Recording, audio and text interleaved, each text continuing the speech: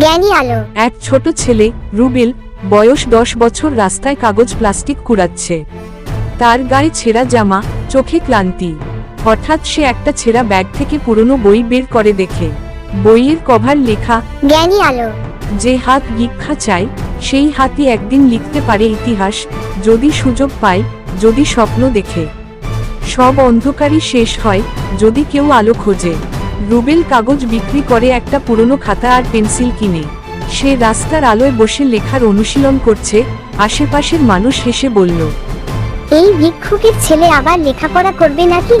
সবাই হাসে, কিন্তু সে জানে শিক্ষা মানেই মুক্তি।